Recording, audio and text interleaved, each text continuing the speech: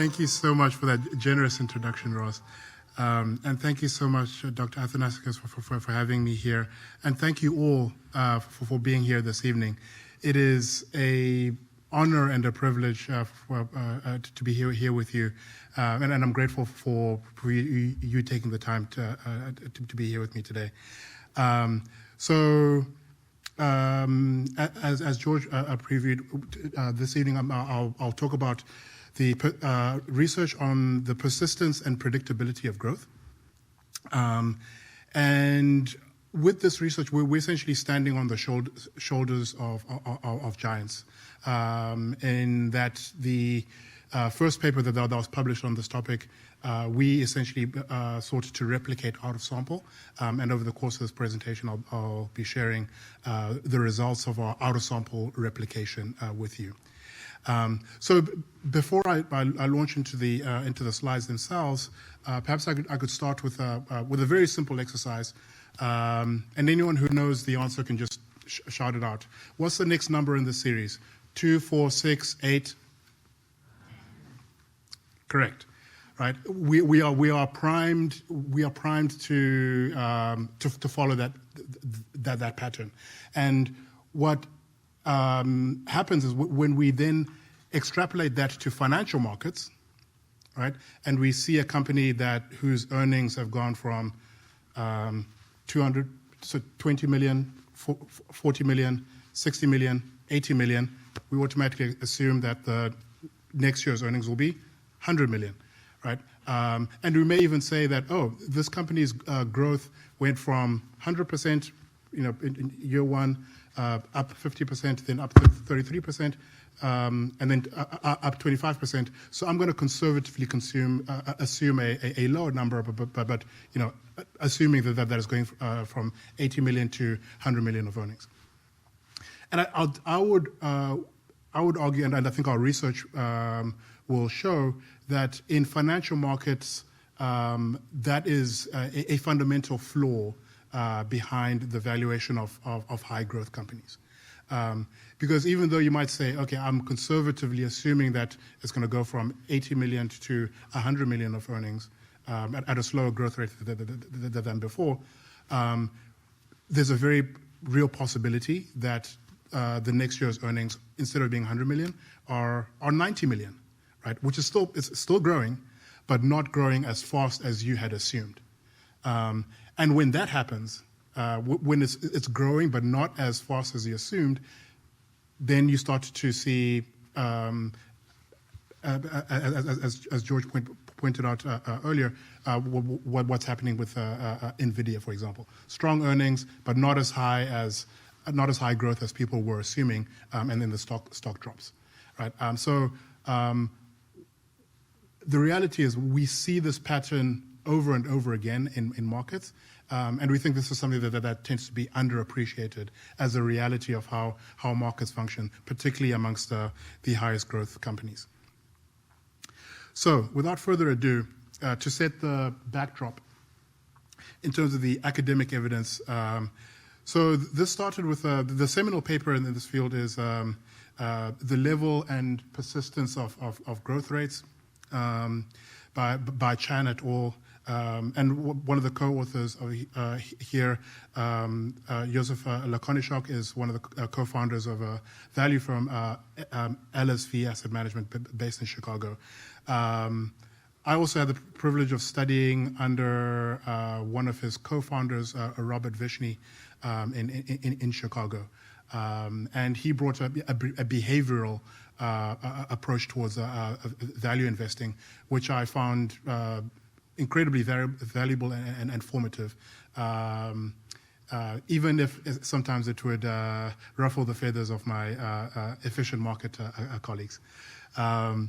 So in this paper, the level and persistence of growth rates, what Chan et al.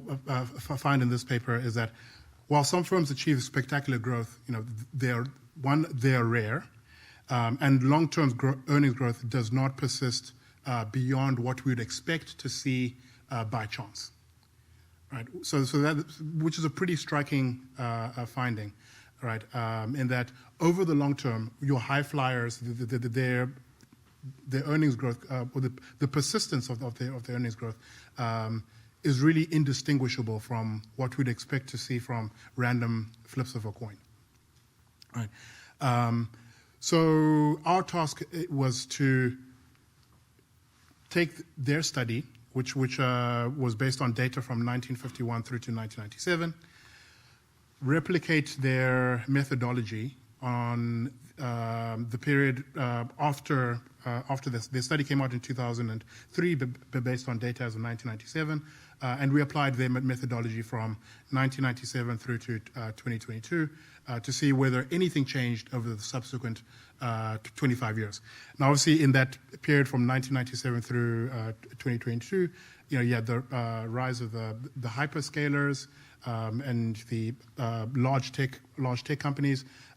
You had also the narrative that perhaps the value is dead, and now it's all about high-flying growth stocks. So at a narrative level, it seems that there's a lot that could have changed over the next 25 years. So we just wanted to ask a simple question is, in terms of fundamentals, this basic idea of like growth not necessarily being persistent, has that changed over the next 25 years in a sample that includes the rise of the cloud and the hyperscalers? So over here we are replicating a key finding of Chanatol's a study, and basically how this analysis works is, in year one, you basically take the companies that have above median growth by various measures on the income statement. So revenue, EBITDA, EBIT, and earnings before tax, EBT. Right. So mechanically, in year one, you're saying, okay, I'm selecting the companies that had above median growth. So mechanically, everything's 50%, year one. The test is, of those companies that were above median in their growth in year one, what proportion of those companies remain above median in year two as well? And then next, what proportion of those companies remain above median in year three as well, so 3 years in a row? And then what proportion remain above median 4 years in a row, and what proportion remain above median 5 years in a row, right? So what we find, and the base case here would be, if the persistence of growth were entirely a random process, right? The proportion of companies that have above median growth n years in a row would look the same as the probability of flipping heads n times in a row. Okay? So when we look at these numbers, right, what we see is a pattern that looks strikingly similar to a random process, in that in year two, across each of these measures from the income statement, you're seeing basically 25% of those companies that were above median in year one, 25% of them remain above median in year two as well. Year three, about 13% or so of those companies remain above median 3 years in a row. And 4 years in a row, same thing, about 7% remain above median, and so on and so forth. So what we're seeing here in just a simple out-of-sample test looks strikingly similar to a random process. And underneath each of the income statement line items, we also show that the percentage difference from chance, which is small, across the board. But I guess one saving grace, I guess, for those who underwrite growth is they might say, well, it seems that there is some persistence in revenue, right? Because as you can see, the percent difference from chance on the revenue line tends to be higher than further down the income statement. So, by year 3 to 5 years, you're seeing maybe 2%, 2 or 3% improvement relative to chance. Nothing big, but perhaps there's something there. Whereas further down the income statement, it's pretty close to zero. Now, there are reasons why we might expect some persistence in revenue growth, some marginal persistence in revenue growth, because companies can buy revenue, right? So if you're growing slow, you can just make an acquisition and grow that way. But it's a lot harder to buy earnings growth, right? So we could press this further and say, okay, what if we only focus on the companies that were in the top quartile of growth? In this case, we the way we set it up is top quartile of the previous year, right? So year one represents, of the companies that were in the top quartile the previous year, what percentage of them are above median in year one, and then everything else is the same as before. So we're measuring persistence the same way as before, but the starting point is companies that were in the top quartile. And here, pretty similar story. We see some evidence, and perhaps stronger evidence for persistence in revenue growth, right? Because again, you can buy revenue, right? But the truth comes out in further down the income statement, whereby the percentage difference from chance is pretty close to zero. So here, I think statistically, it's almost indistinguishable from chance, which is pretty challenging for valuations, because what matters from a valuation standpoint, what matters for the equity investors is your earnings, right? Not necessarily your revenue growth, because as an investor, what you eat is the earnings and the cash that can be distributed to you as a shareholder. The previous slides I showed were based on U.S. companies, right? So to test the idea further, we did the simple median exercise on international stocks as well, so in Europe and in Japan. So where we're doing the simple exercise of what proportion of companies maintain above median growth for N years in a row.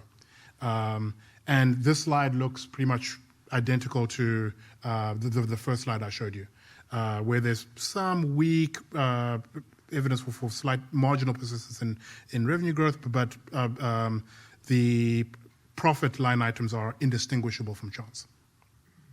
The original findings in Laconishok et al. Were the same as these. Yeah. Nothing changed. Exactly. Yeah. So in many ways, and I think for quantitative research, we love to do out-of-sample testing, and we generally think of like out-of-sample testing as being, a gold standard of quantitative research. So in this case, where the Laconishok et al., they had data through 1997. We were looking at completely fresh data, and we found the same results as they did. Even though you could argue that the economy has changed since 1997. Now we have these better asset-light businesses. The marginal cost of writing software is close to zero. That didn't exist in 1997. So there are a lot of narratives out there that the world has fundamentally changed. But when you do a simple out-of-sample test, you find exactly the same results. So at a fundamental level, things haven't changed. Now, that being said, obviously, Laconishok et al. In their paper, they said they did note, whilst there are some companies that have spectacular growth, right, they are rare. And I guess when we look at the market, what we see is that the big tech companies, the winners, which are the main concentration of the S&P 500, those are kind of the rare winners. But that's only a handful of companies out of thousands, right? So to illustrate the point of how rare it is to have such consistently high growth. So now in shifting gears towards prediction, right? What we're doing here, and now we're going a bit beyond the original paper, is we're now looking at how well can trained analysts forecast growth. And so basically we're measuring at the median, so the median analyst forecast across the various financial statement line items, and then comparing that in terms of the median outcome. And what we find is that at the median, right, cross-sectionally at the median, analysts generally tend to overshoot on average, right? So you can see this pretty most easily on the chart on the left. And the overshooting is, and the chart on the left shows the cumulative error in forecasts over 2 years and 3 years, right? So the overshooting tends to be much bigger further down the income statement. Precisely where your forecasts matter the most is where analysts tend to get it the most wrong by overshooting. Yeah, and EPS in mirrors is directly tied to your price.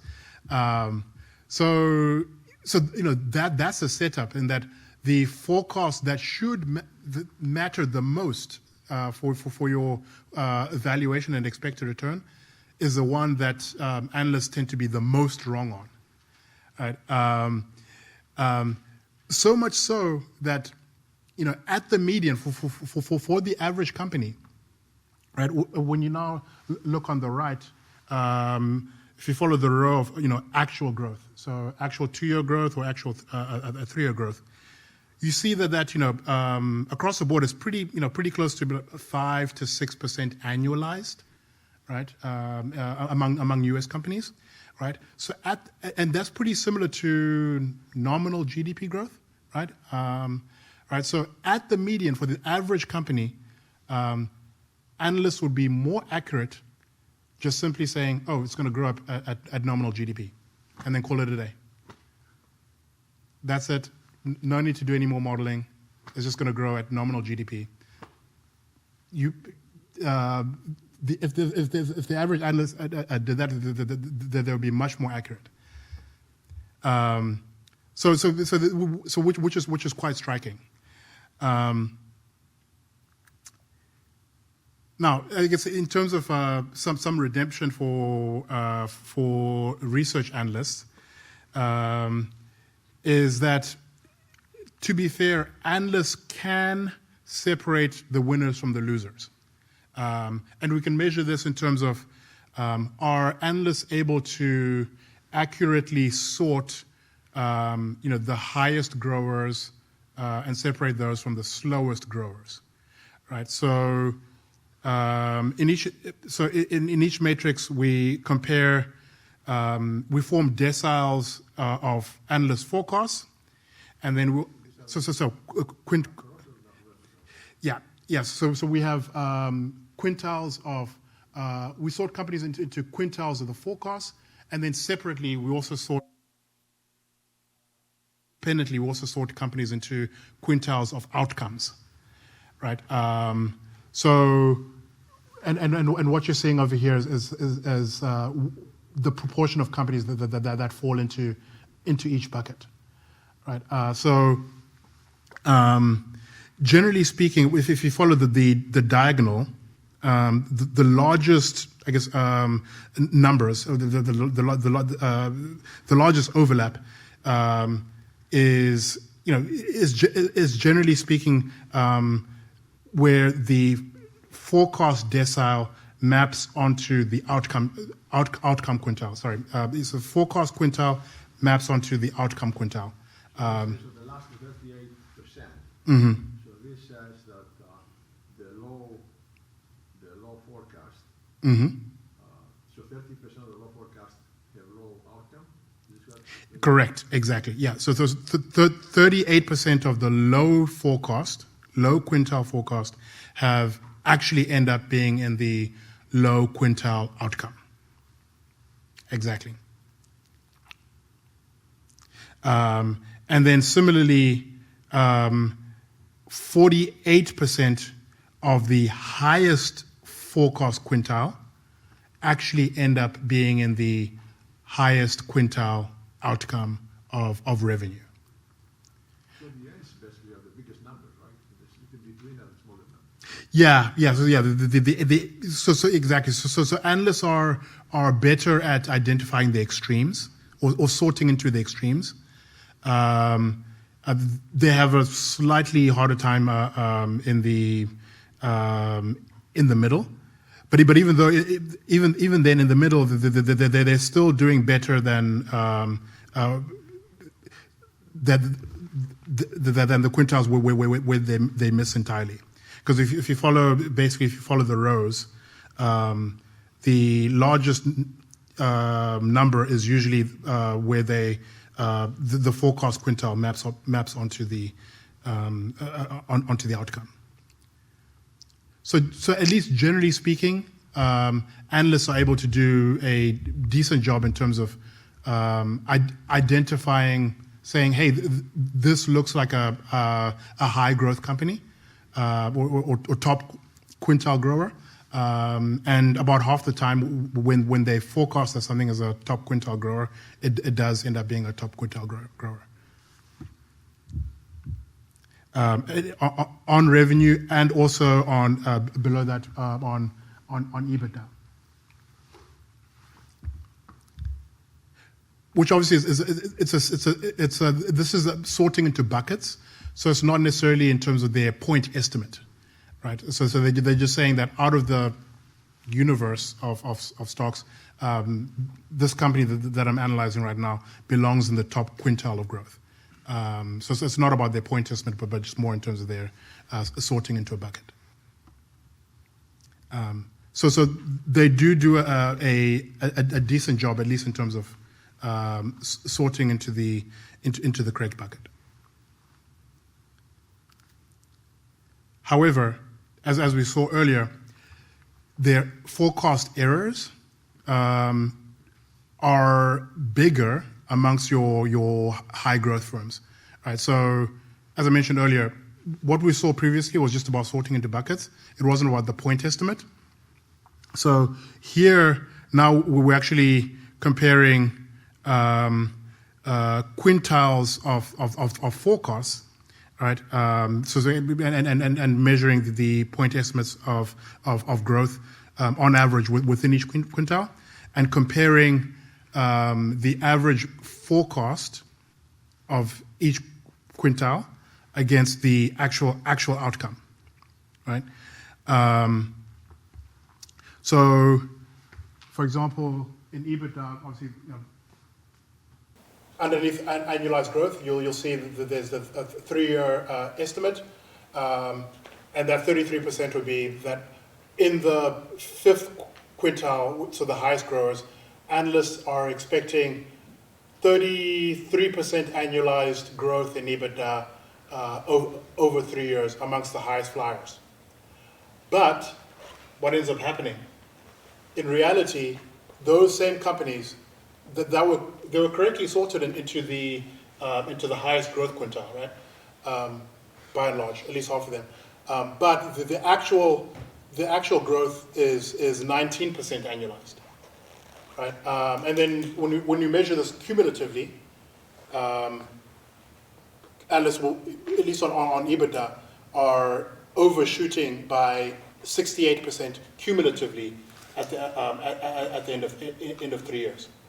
Right, and it doesn't take rocket science to figure out, okay, what happens to the valuation of this multiple, the valuation multiple of this company when it grows at 19%, as opposed to expectations when expectations were at 33%. Right? So inevitably, you would see a significant amount of multiple contraction amongst those high flyers.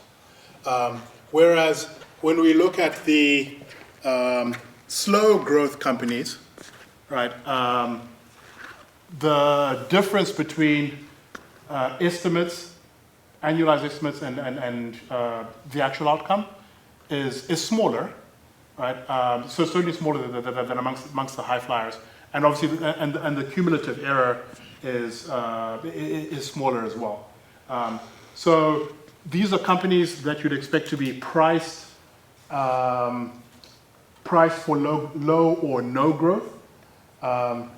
They deliver low or no growth, right? So the valuation multiple shouldn't change too much based on disappointment compared to up here, because these are the highest expectation stocks, and inevitably they end up disappointing, which results in multiple. So that's where value pitch grows, because the growth gets more disappointing. Yes. Really more violently, right? Exactly.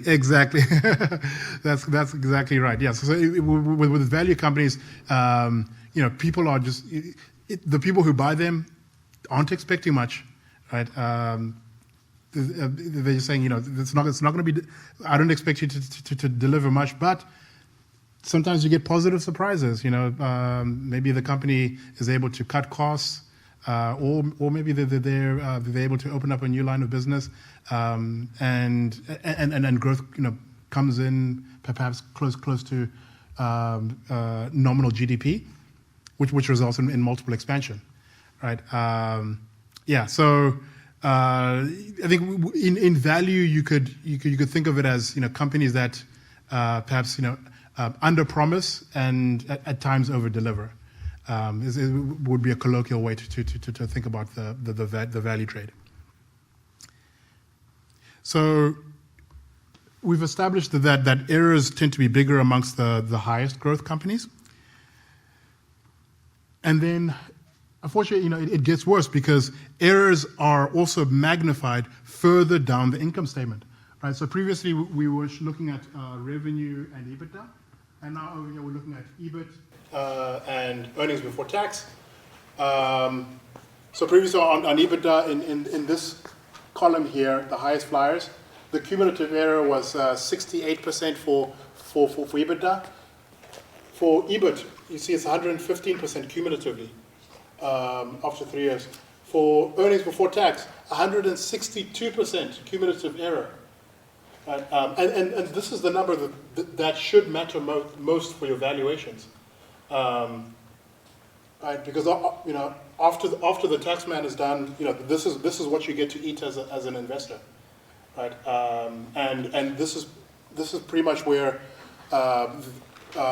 analysts are getting it the most wrong. Right. So this backdrop is an important way framework in terms of understanding how to think about analyzing and evaluating both high growth stocks and why they're prone to disappointment and multiple contraction, and also for value stocks, why you often see in terms of their return distribution. An extreme right tail, because when there's some positive news that people weren't expecting, the multiple expands and you get outsized returns in value. So, looking at valuations, because obviously the other side of the coin is of growth is, okay, what price am I paying for this growth, right? So we like to measure valuation spreads in terms of a ratio of the value price to book, right? So defining value as the cheapest third of companies in the market, right? So you can take the cap-weighted average of companies in that portfolio and measure their price to book, right? So we take that value price to book, and then we divide it by the growth price to book. And obviously, in this case, growth is just measured as the most expensive third of companies by price to book. So when you divide value PB by growth PB, you get this ratio. So as the ratio gets smaller, that means valuation spreads are wider. A simple way to think about this is, since you're dividing the value price to book by the growth price to book, you can think of it as where are value stocks relative to growth, where are value stocks trading in terms of cents on the dollar, right? So historically, at least globally, right, value stocks have traded at about 23 cents on the dollar relative to growth, right, over the past 5 decades. In the US, that spread has widened pretty much to historic levels, whereby you can think of it as today, relative to growth, US value stocks are trading at 10 cents on the dollar relative to growth, right? And that's pretty much the lowest level recorded since 1975. So in this series, we're in the US, we're at an extreme. So this has really been, this really captures what value investors have been going through in the US basically especially since 2010, right? With the rise of the hyperscalers and then the cloud and SaaS. You happen to have you talk about the global median. Mm-hmm. You happen to have the American median? Yes. So the American median, it's pretty similar. So the American median, I think, is 0.21 over the same period. So it's very similar. Yeah, very similar. Yeah. So I think the way we would interpret this is that in US value, to the extent that there is some mean reversion in this valuation spread, which has been the case historically, right? So you can see, basically up until 2010 or so, this was pretty clearly a mean reverting series. But then after 2010, with the rise of big tech, it looks like it's been a one-way street. So the big question is, is this still a mean reverting series? We would argue that yes, it is, because at least from a Bayesian standpoint, right? So with Bayesian, you start by with looking at all of the historical data, right? And you only really change your mind or update your beliefs after seeing more evidence. And in this case, even though it has been a tough decade for value in the US, there are more years in which we see mean reversion pattern in this series. So I think there's still a very solid case to be made that this is a mean reverting series, and at some point you'll start to see some mean reversion. Perhaps we are at the beginning of that process, as now people are starting to reevaluate the recurring revenue growth story among software companies. So maybe, obviously, we know as a value investor, we have to be very humble about our forecast and what we know about the future, which is pretty much next to nothing. But there is a case to be made that perhaps this is the start of a shift in terms of the narrative around the high growth companies. Also, in supporting evidence for that point that this is still a mean reverting series, when you look at the international spread, so this is same measurement, but just looking at US and European companies, right? It was basically tracking the US up until about like 2021, right? And now the international value spreads are climbing back up to the historical global median, right? So from the extremes that were reached in 2021, 2022, value is starting to outperform growth again, especially internationally.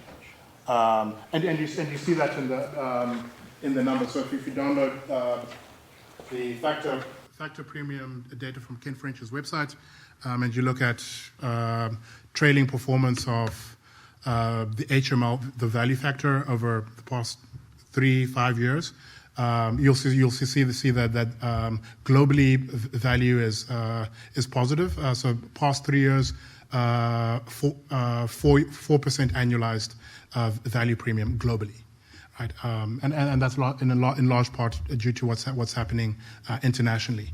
And in international markets, you don't have as much of the overhang from the technology story. Because obviously in Europe and in Japan you don't have the big tech companies being a significant part of the market. So we would say this is still a mean reverting series, and we're starting to see it internationally. At some point, we think the US will follow. And now, does the narrowing of the spread come from growth becoming cheaper, right? As multiples contract. We think that will be part of the mix, based on what we're starting to see in terms of a change in the recurring revenue story.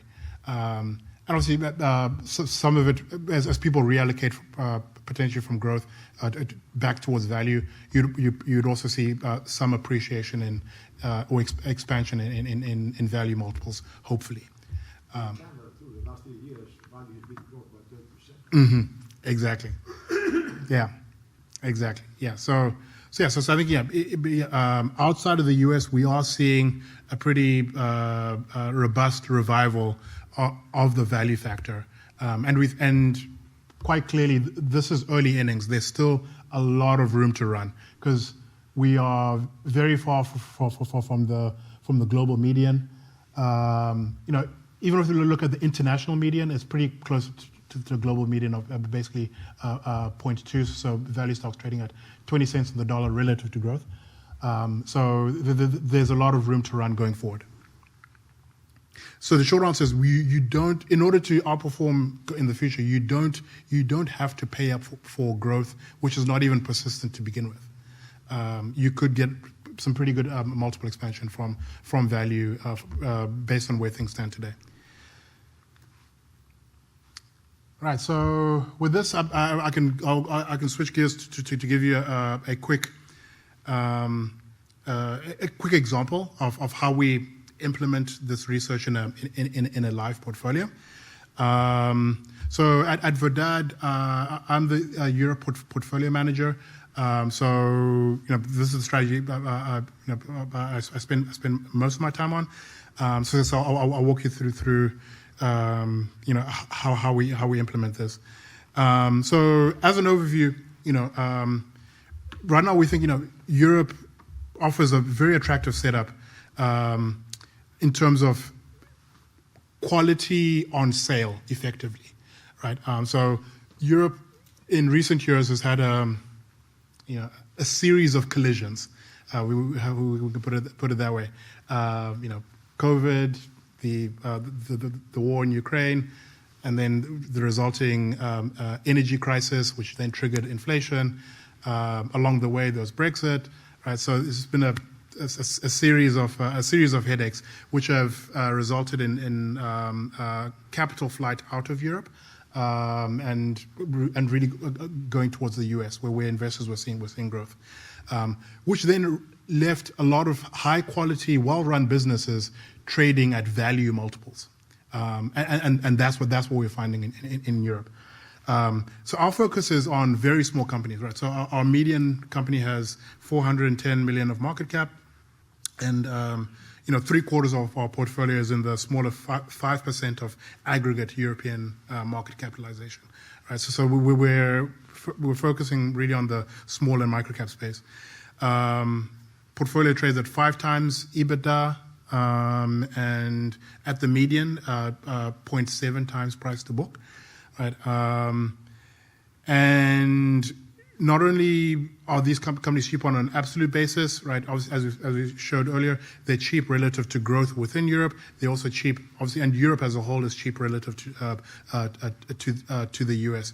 And specifically, more, if you do the same value spread exercise of Europe relative to the US, you find that Europe is cheaper today than it has been historically. So in many ways, you got multiple discounts at play here. Country discount and then a value discount within Europe. And then within the small and micro cap space of deep value, that's actually an attractive place for private equity to basically take companies private effectively, which is good for us on the exit side. Because when a private equity company comes in and makes an offer, in order to convince shareholders to part of their shares, they have to offer a premium.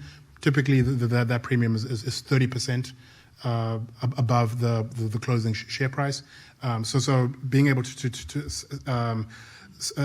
sell to private equity is an attractive proposition, especially when these companies are trading at 5 times EBITDA, and the average buyout multiple for private equity in Europe is around 9 or 10 times EBITDA, right?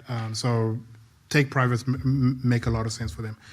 And as I mentioned earlier, in Europe you're buying value, but not sacrificing on quality. We define quality through the Robert Novi Marx lens, so gross profits divided by assets. The main reason being that it's while growth is not persistent, quality or profitability actually is persistent, right? So a company that's got high gross profits relative to assets today is quite likely to have high gross profit to assets in 5-7 years in the future. Right. So the other PPF proxy quality, I guess, by return on capital, I guess. Mm-hmm. Mm-hmm. Yeah. It should be highly correlated. Exactly, yeah. So it is highly correlated. I mean, I think both measures work very well. Yeah. So other people will define it basically as EBIT divided by book value is a measure I've seen. That works very well as well. Yeah. And in our case, we're focusing on levered companies, so that are about two turns of net debt relative to EBITDA, and that are generating high free cash flow yield. So in our portfolio, 13% free cash flow yield on average, and that are in the process of allocating that free cash flow towards paying down debt. So like you have some kind of metrics of what there are some levered companies you don't want to touch, basically. Is there like a metric where you say, yeah, we'll look at levered companies, but we don't want to really look at companies above this level? Yeah. So we make those decisions, I guess, algorithmically. So we've got one of the papers that Dan and I co-authored together was in terms of how to forecast deleveraging. So basically, we've got a model that can give us for every levered company a probability that's going to pay down debt. It's generally speaking, the way it's making its decisions is how much debt does the company have on its balance sheet. Generally speaking, it likes more debt on the balance sheet up to a point. It's not a linear relationship, because above a certain level, it starts to look like a distress risk, and sometimes the company may not be able to meaningfully pay down debt just because it doesn't have the capacity to do that. Think of, for example, private equity now in the US is paying double-digit EV to EBITDA multiples, right? So say 12 times EBITDA. If you're going to put finance that with half of it being debt, you're putting 6 turns of debt on this company's capital structure. That's really, really hard. It's hard to pay that off, and also puts the company in a very fragile position, right? Whereas in our case, what we're looking for is companies that are trading at 5 times EBITDA. Half of their enterprise value is in net debt. So that's basically 2 to 2.5 turns of net debt to EBITDA. Much easier to finance. So our model is looking at how much debt does it have on the balance sheet. Generally, more is better up until a point. It also looks at, has the company paid down debt over the past year? Has it paid down debt over the past 6 months? And then it also looks at measures of the company's capacity to pay down debt. So measures of profitability as well. So, correct. Exactly. That's exactly right. Yeah. So stable companies that have so the sweet spot is stable companies that have a moderate amount of debt and have already started the process of paying down debt, at least based on the past 6 months and past 1 year. You could think of it as for being very analogous to a credit score model, right? So when you consistently pay down your credit card, your credit score goes up. If you go out and make a big purchase on furniture for your new apartment, and finance that with your credit card, the credit scoring company is going to say, oh, your debt has gone up. We're not sure when you'll be able to pay this off, so your credit score goes down. And then when you start paying it off again, your credit score starts to go back up again. Our model works very similarly to that. It prefers companies that have been paying down debt in the past, but if they do a big acquisition, generally it assumes it gives it a lower probability of paying down debt in the future until say 6 months forward or 1 year forward, it starts paying down debt again. So that's our setup. We're looking for lever companies that are generating high cash, allocating cash to deleveraging, and that are cheap. So won't belabor it too much because we already talked about, we buy small companies, average market cap of 400 million. We've talked about the valuations at the median 0.7 times price to book, 5 times EBITDA. And then how our companies allocate free cash flow, right? So this is how our companies allocated cash in 2025, right? So of the equity yield, the cash that was distributed to equity effectively, that's about 12.5%. Of that, half of it went to paying down debt, right? So that's effectively 6 percentage points of accretion of equity from deleveraging, right? And you can see this pretty easily. You think of like when you're paying down a mortgage, right? Even if your home value stays the same, every month as you're paying down your mortgage, your equity balance is going up, right? So that's what that 6.4 represent, the accretion of equity from the deleveraging that happened over the past year. Your risk goes down, basically, is value goes down. Exactly. That's exactly right. And then another 5 percentage points came from just dividends, right? So both your regular dividends and also we had some special dividends from companies, some companies that divested a business unit and then distributed cash to shareholders through dividends. And then about 80 basis points went to buybacks, right? So as a value investor, this is a good setup because it sets up a floor for your expected return. Because if your equity yield just from cash flows alone is, call it 12.5%, 13%, right? If you add nominal GDP growth to that, right? So obviously nominal GDP growth in Europe is lower than the US, right? So let's just assume 4% maybe, right? That's that's getting you well into like the mid to high teens expected return, right?